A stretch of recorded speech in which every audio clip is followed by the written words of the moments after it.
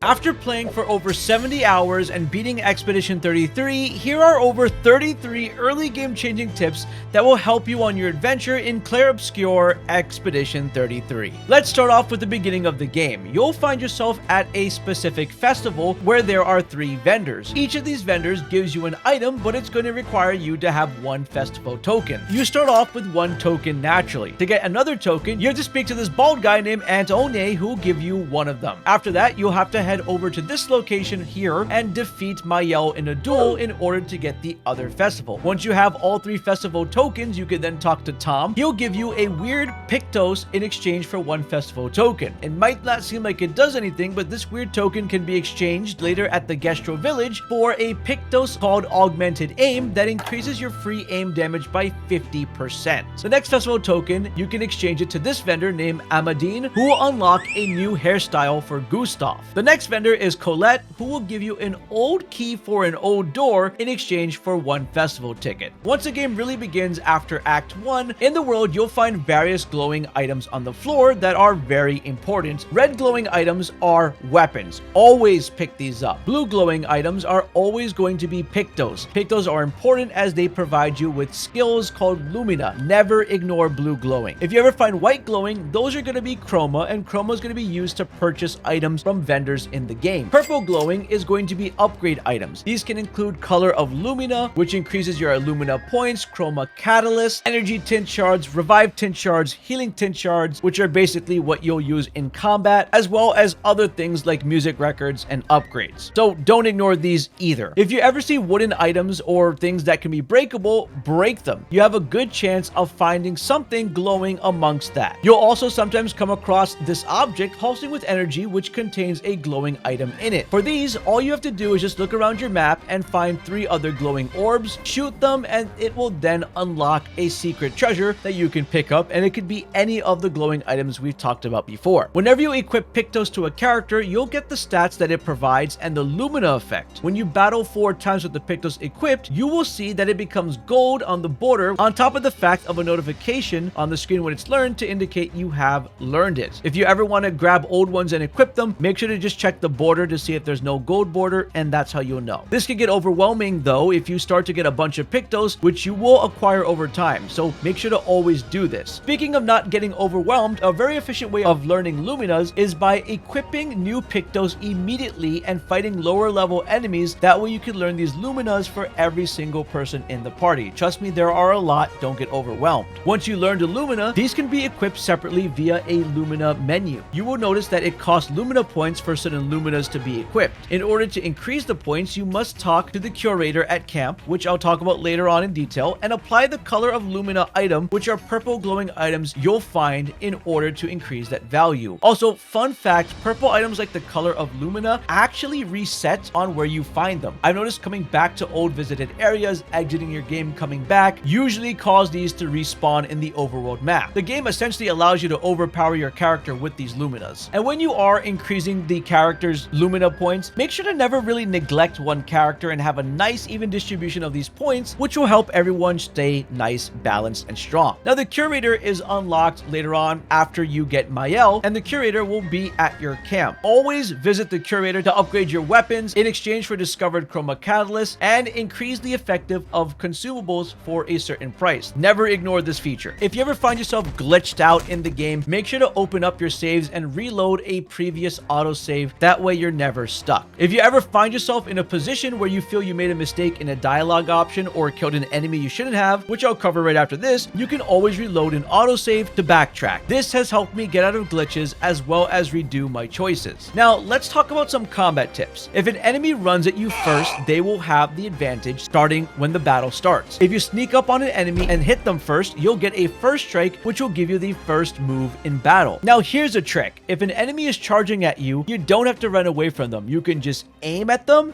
shoot them, which will cause them to be paralyzed and frozen for a little bit of time, which will then allow you to get in your first strike, which will give you the first strike advantage in battle. Honestly, this one is a game changer, and I really stopped sneaking up on enemies and just rushed at enemies after learning this one. When you enter a new area and defeat enemies for the first time, you'll usually always get a new weapon or Pictos for your character, so never ignore new enemy types in new areas. Always try and look for enemy weak spots when you're combating with them that you can aim at. In the Spring Meadows, you'll notice that Nevrons have a glowing core, and if you aim at these specific enemies' weak spots, you'll knock off a chunk of their health before you have to do an actual attack. Just keep in mind when you shoot that you take away an AP point, which prevents you from using one of your skills that may require a certain amount of AP. Prioritize parrying over dodging because it helps you learn the enemy attacks better, and successful parrying allows you to counterattack. If the enemy does a team-wide attack and you parry, then the whole team performs a counter with a special animation that deals more damage. Essentially, parrying means more damage output per fight, and it'll go a lot faster. Also, parrying incoming hits avoids damage and you gain 1 AP. And fun fact, parrying and perfect dodge actually share the exact same timing. So if you're scared to parry, that's okay. Learn attack patterns with dodge before maybe executing parry. That way, if you see perfect dodge, you know that in that moment you can also parry. But I tried to avoid this and stuck with parry, and it helped my combat be a lot better. Every type of Nevron has their own type of elemental weakness. For example, Nevrons in the Spring Meadow are weak to ice attacks, while Nevrons in the water area are weak to thunder attacks. Just make sure to never use the same type of weapon type on them, as it'll just completely heal them. Here's a fun trick in the overworld to farm enemies really fast. The trick is to get close to a group of them, place a tent down, create a hard save, and then rest at the campfire to exit, attack the enemies, and then go right back to your camp after, rest, and it'll reset the overworld enemies so you can keep attacking them over and over again. The same concept also applies within an actual area where you just have to rest at a checkpoint in order to respawn enemies. I use this trick to master Pictos fast in order to learn Luminas. You can also use the checkpoint within areas to exit back to the overworld map. If you ever feel lost within an actual area and don't know where to go, always take out groups of enemies so you know you visited that specific area, so no more enemies are there. And if you find enemies on another pathway, you'll know that is the correct direction to continue exploring. Another option of not getting lost is to pay attention to specific landmarks. Specifically, you can use checkpoints, but focus on landmarks only if you are resting constantly and respawning enemies. You want to fully explore areas fully because you never know what Pictos or weapons you may find, or secret enemies. Once you have unlocked 4 expeditioners, you are only allowed to fight with 3 initially in a fight. But if that entire team gets wiped, the game will give you an option to end the expedition or bring in the backup expedition team. So a good way to balance this out is always put this super overpowered character in the 4th slot while paying attention to the other characters you may have not leveled up as much. This is totally preference and up to you, but it's a good way to balance out all your characters. Now, this is really important for Maelle after unlocking her in the Flying Waters area, because this weapon that I'm about to show you how to get is the most broken weapon for her in the game. When you're doing the Gestral tournament, make sure to use Maelle as the final character that you choose in the final fight against a specific person. Once you do complete this fight, you'll then be granted a reward, which is a weapon called Medallum. And it's extremely broken because Maelle is a character that has multiple stances. She has her defensive stance, she has her attack stance, and she has her virtuous stance. Her virtuous stance gives her a 200% increase on her attack. And what this weapon does is start you off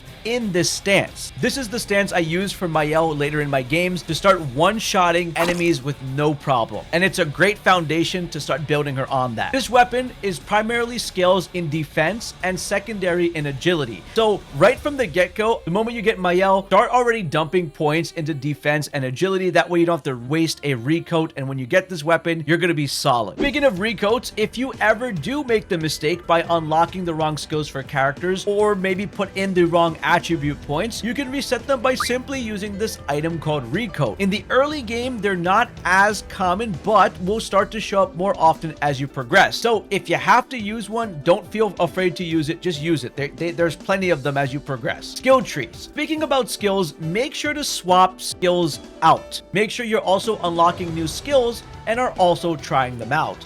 Don't just unlock them and ignore them, and pay attention to the number of how much AP each skill costs. You don't want to equip your character fully with a bunch of high AP skills and then not be able to perform them because you don't have enough AP at the start of the fight. Have a balance of both. Also, when it comes to skill trees, read ahead of time what skills are further in the unlocks, because you can plan ahead of time before wasting the skill points on them. Let's talk about weapons. Once you get a weapon, you really want to examine the weapon to understand the elemental affinity, the abilities it has, and the stats their damages scales with. This is very important. As weapons get upgraded in this game, you start to unlock powerful new abilities, and every weapon is unique for what they provide in the game as an unlock. Don't neglect leveling up your weapons either. Not only do they increase in your attack output, but the scaling increases and becomes a lot better. For example, you might start off with something with scaling in C or B. Eventually, it'll turn into S rank and A